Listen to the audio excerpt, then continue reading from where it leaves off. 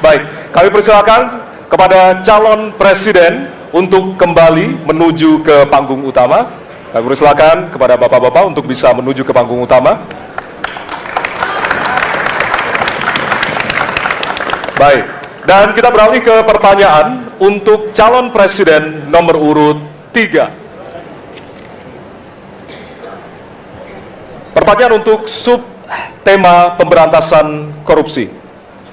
Penegakan hukum atas tindak pidana korupsi menunjukkan rata-rata tren vonis pengadilan yang relatif rendah dan minimnya angka pengembalian aset.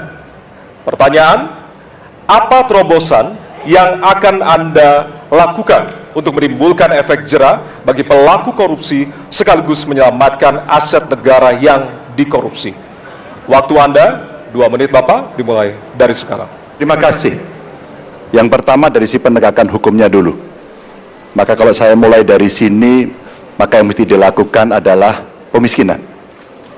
Yang kedua, perampasan aset.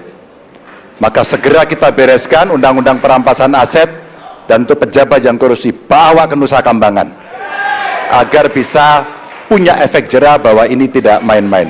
Namun yang perlu diberikan adalah contoh dari seorang pemimpin bahwa dia hidup sederhana, dia tidak bermewah-mewah, dia mengajarkan bagaimana integritas itu dibangun. Untuk para pejabat ada 2 yang penting sekali. 1, biarkan mereka berkembang dengan meritokrasi yang baik sehingga pada saat menduduki jabatan tidak ada lagi jual beli jabatan. Yang kedua, jangan biarkan mereka store pada pemimpinnya. Kalau ini terjadi, kerunyaman itu akan muncul. Data ICW menunjukkan sekitar 230-an triliun dalam 10 tahun terakhir kerugian negara itu terjadi. Dan ini ekuivalen kalau bisa kita pakai untuk membuat puskesmas kira-kira 27.000. Terbayangkan oleh kita, edukasi itu mesti kita tunjukkan dengan sekali lagi teladan dari seorang pemimpin, dan pemimpin tidak boleh ragu untuk memutuskan itu. Baik, masih ada waktu Bapak akan menambahkan? Cukup? Baik. Cukup? Baik. Harap tenang. Terima kasih. Kami persilakan kepada calon presiden nomor urut 1 untuk menanggapi jawaban calon presiden nomor urut 3. Waktunya 1 menit, dimulai dari sekarang. Koruptor dijeratkan dengan undang-undang perampasan aset disahkan dan hukumannya mengikuti pemiskinan. 1. Yang kedua, yang tidak kalah penting, undang-undang KPK harus direvisi sehingga KPK menjadi lembaga yang kuat kembali. Yang ketiga, diberikan imbalan reward kepada mereka yang membantu melakukan pelaporan, penyelidikan, sehingga ketika melaporkan kita akan punya partisipasi masyarakat, dan itu dibolehkan oleh undang-undang. Dengan begitu maka bukan hanya aparat penegak hukum tapi seluruh rakyat ikut memerangi korupsi. Korupsi harus gerakan anti korupsi harus menjadi gerakan semesta yang melibatkan seluruh rakyat. Kemudian yang keempat, yang tidak kalah penting adalah standar etika untuk pimpinan KPK harus standar yang tinggi. Terima kasih. Baik. Ya.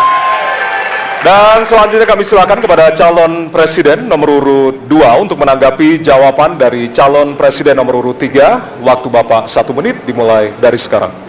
Terus terang saja, saya dalam hal ini setuju dengan sikap dan jawaban dari Pak Ganjar masalah korupsi.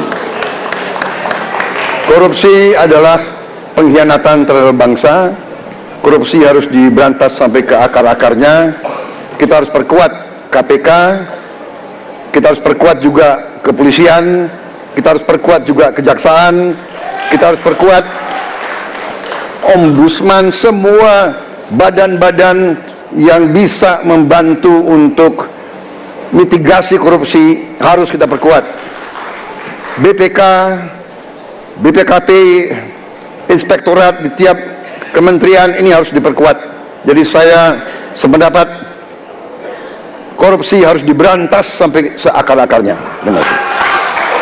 Waktu masih ada, Bapak? Cukup. Baik, Terima kasih. Kami persilakan calon presiden nomor urut 3 untuk merespon tanggapan dari kedua calon presiden lainnya. Waktunya 1 menit, dimulai dari sekarang. Terima kasih. Ternyata pada isu ini di antara 3 kami relatif sepakat. Mudah-mudahan ini harapan baik untuk masyarakat. Maka yang mesti kita sampaikan kepada masyarakat, inilah janji politik di depan rakyat. Maka kalau kemudian kita bisa menyatukan yang saya sampaikan di awal, pikiran kita sudah sama, perkataan kita sudah sama, maka kalau perbuatannya tidak sama, kitalah yang dihukum oleh rakyat. Maka mudah-mudahan pemilu besok ini akan menghasilkan semangat yang sama untuk kita memberantas korupsi. Integritas itu penting sekali dan nomor 1. Masih ada waktu, Bapak? Cukup. Cukup? Baik. Ya, dan kita akan beralih ke pertanyaan selanjutnya untuk calon presiden nomor urut 1. Salah satu pilar penting demokrasi adalah partai politik. Namun, kepercayaan publik terhadap partai politik di Indonesia selalu rendah. Pertanyaan, apa kebijakan yang akan Anda lakukan untuk melakukan pembenahan tata kelola partai politik? Waktu untuk menjawab 2 menit, dimulai dari sekarang. Saya rasa lebih dari sekedar partai politik. Rakyat tidak percaya kepada proses demokrasi yang sekarang terjadi. Itu jauh lebih luas dari sekedar partai politik. Ketika kita bicara demokrasi, minimal ada 3. 1, minimal 3 nih. 1 adalah adanya kebebasan berbicara. Yang kedua, adanya oposisi yang bebas untuk mengkritik pemerintah dan menjadi penyeimbang pemerintah. Yang ketiga, adanya proses pemilu, proses pilpres yang netral, yang transparan, jujur, adil. 3. Dan kalau kita saksikan hari ini, 2 ini mengalami problem. Kita menyaksikan bagaimana kebebasan berbicara menurun, termasuk mengkritik partai politik. Dan angka demokrasi kita menurun, indeks demokrasi kita. Bahkan pasal-pasal yang memberikan kewenangan untuk digunakan secara karet kepada pengkritik, misalnya Undang-Undang ITE atau pasal 14, 15 Undang-Undang nomor 1 tahun 1946, itu semua membuat kebebasan berbicara menjadi terganggu. Yang kedua, oposisi, kita saksikan minim sekali adanya oposisi selama ini. Dan sekarang ujiannya adalah besok. Bisakah pemilu diselenggarakan dengan netralitas, dengan adil, dengan jujur? Ini ujian ketiga. Jadi, persoalan demokrasi kita lebih luas dari segala persoalan kepada partai politik. Nah, bagaimana untuk partai politik sendiri? Partai politik baru mengembalikan kepercayaan. Tapi di sini ada peran negara. Menurut saya salah satu masalah yang mendasar, partai politik ini memerlukan biaya. Dan biaya politik selama ini tidak pernah diperhatikan di dalam proses politik. Untuk kampanye, untuk operasional partai, semua ada biayanya. Sudah saatnya pembiayaan politik itu dihitung dengan benar, ada transparansi, sehingga rakyat pun melihat ini institusi yang bisa dipertanggungjawabkan. Jadi salah satu reformnya adalah reform pembiayaan politik oleh partai politik. Terima kasih. Baik.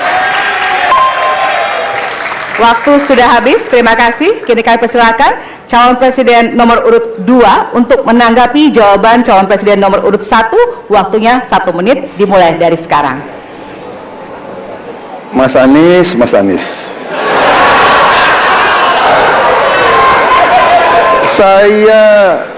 saya berpendapat Mas Anies ini agak berlebihan.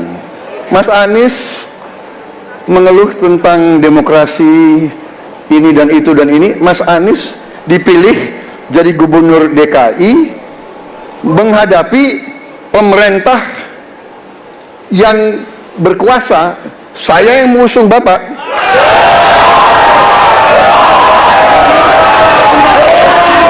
Kalau demokrasi kita tidak berjalan, tidak mungkin Anda jadi gubernur.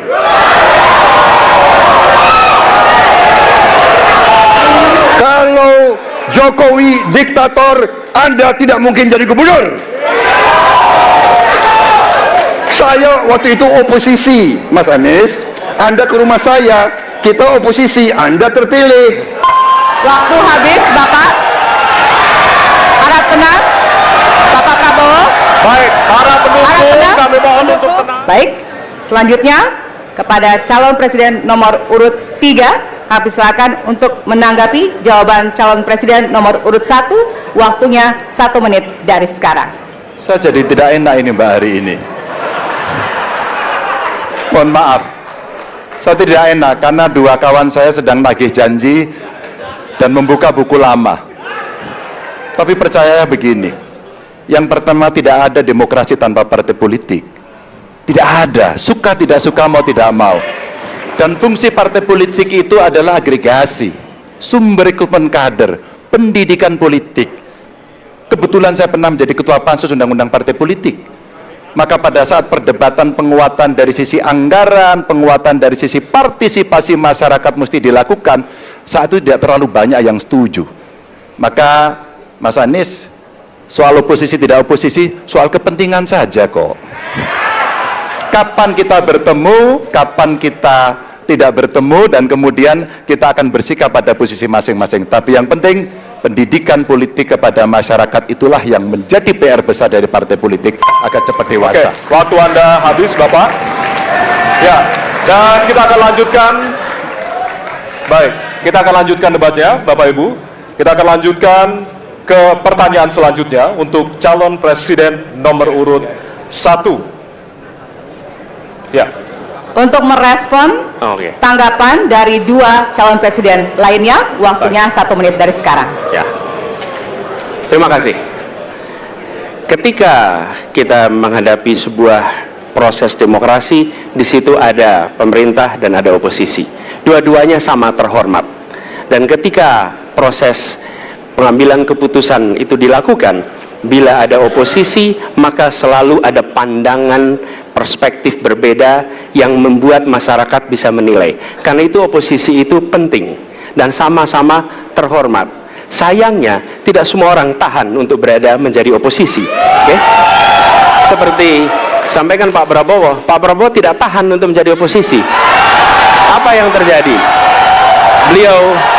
Beliau sendiri menyampaikan bahwa tidak berada dalam kekuasaan membuat tidak bisa berbisnis, tidak bisa berusaha. Karena itu harus berada dalam kekuasaan. Kekuasaan lebih dari soal bisnis, kekuasaan lebih dari soal uang, kekuasaan soal kehormatan untuk menjalankan kedaulatan rakyat. Baik, waktu Anda habis, Bapak. Dan kita akan beralih ke pertanyaan terakhir untuk segmen ini. Dan untuk calon presiden nomor urut 2. Konstitusi mengharuskan kekuasaan kehakiman dijalankan secara merdeka. Sementara lembaga kekuasaan kehakiman saat ini cenderung diintervensi oleh cabang kekuasaan lainnya.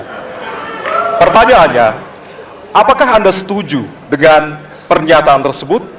Apa alasannya dan apa komitmen Anda untuk menjaga independensi kekuasaan kehakiman? Waktu Anda 2 menit, Bapak, dimulai dari sekarang. Saya sangat setuju bahwa kehakiman harus independen, kehakiman harus yudikatif, ya, harus independen, dan harus kuat, dan tidak boleh diintervensi oleh kekuasaan. Saya sangat setuju itu. Dan saya berkomitmen untuk memperkuat itu. Manakala saya menerima mandat dari rakyat, saya akan memperbaiki kualitas hidup semua hakim-hakim di Republik Indonesia, semua pekerja di sekitar pengadilan, dan semua penegak hukum akan saya perbaiki kualitas hidupnya, gajinya diperbaiki, supaya mereka tidak dapat diintervensi, tidak dapat disogok, tidak dapat dikorup. Itu komitmen saya kepada rakyat Indonesia. Terima kasih. Masih ada waktunya, Bapak, silakan menambahkan. Cukup. Cukup? Ya. Baik. Baik, selanjutnya kami persilakan kepada calon presiden nomor urut 3 untuk memberikan tanggapan kepada jawaban calon presiden nomor urut 2. Waktunya 1 menit dari sekarang. Terima kasih, komitmennya Pak Prabowo luar biasa. Tapi dalam konteks kekinian, saya terpaksa, ini mohon maaf Pak, ini terpaksa sekali saya harus bertanya, apa komentar Pak Prabowo terhadap putusan MK yang melahirkan MK itu? Itu aja. Ditahan dulu, Bapak. Apakah ada yang ditambahkan selain itu? Cukup. Cukup. Baik. Selanjutnya. Ya, kami pertegas kembali bahwasannya tidak ada sesi tanya jawab, artinya saling menanggapi, Bapak-bapak. kami ingatkan kembali untuk saling menanggapi dari masing-masing calon presiden. Dan selanjutnya kita akan berikan kesempatan kepada calon presiden nomor urut 1 untuk menanggapi calon presiden nomor urut 2 dan waktu Bapak. Apakah saya harus 1 menit. merevisi statement saya? Kenapa Bapak? Apakah saya harus merevisi statement saya karena tidak boleh? Tidak, bertanya? nanti kami harapkan untuk saling menanggapi, bukan saling menanya, Bapak. Makanya, apakah Baik. saya harus merevisi? Karena tadi bentuknya pertanyaan. Nanti kita akan berikan kesempatan untuk Tidak perlu ya? selanjutnya. Tidak perlu, Pak. Bapak. Oke, terima Baik. kasih. Ya, kami persilakan Silakan. kepada calon presiden nomor urut 1. Waktu Anda 1 menit, Bapak. Ya, jadi ketika saya bertugas sebagai presiden, maka saya akan tegaskan kepada semua yang berada di lingkar judisial bahwa tugas Anda bukan hanya menegakkan hukum, tugas Anda menghadirkan rasa keadilan. Nomor 1, tegaskan itu. Yang kedua, bila terjadi praktek-praktek di mana keadilan tidak hadir, maka negara tidak boleh diam dan mengatakan, ah itu kan proses hukum. Tidak bisa. Justru negara harus mempertanyakan apa yang sesungguhnya terjadi. Dan itulah yang kemudian harus dikerjakan oleh negara, memastikan bahwa proses hukum benar-benar berorientasi kepada keadilan. Lalu kepada mereka yang bertugas, tadi disampaikan bahwa harus memastikan mereka memiliki remunerasi yang baik. Ya, itu penting. Dan yang tidak kalah penting adalah semua proses dilakukan secara transparan. Promosi transparan, kasus transparan, sehingga ada kepercayaan kepada proses pengadilan. Terima kasih. Baik, waktu habis. Selanjutnya kami persilakan kepada calon presiden nomor urut 2 untuk merespon tanggapan dari calon presiden lainnya. Waktunya 1 menit dari sekarang. Saya kira mengenai Mahkamah Konstitusi, aturannya sudah jelas. Kita juga bukan anak kecil, rakyat kita juga pandai, rakyat kita lihat, rakyat kita tahu. Mas Ganjar, kita tahulah ya bagaimana prosesnya, ya. Yang intervensi siapa, ya kan? Yang intervensi siapa? Tapi intinya adalah kita tegakkan konstitusi, kita tegakkan undang-undang, kita perbaiki yang kurang sempurna, dan kita patuh kepada komitmen undang-undang itu sendiri. Jadi saya kira itu tentang apa tadi disampaikan Pak Anies. Dalam hal ini saya setuju dengan Pak Anies. Dalam hal ini.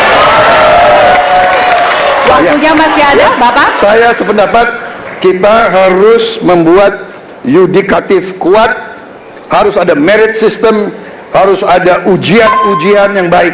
Waktunya supaya habis hakim itu sekarang, Bapak. hakim yang Terima terbaik kasih untuk Indonesia. atas jawabannya. Sekarang kita kasih apresiasi dari 3 calon presiden yang tentunya sudah saling menanggapi di kesempatan segmen kali ini, dan kami persilakan kepada Bapak calon presiden untuk kembali ke tempat masing-masing.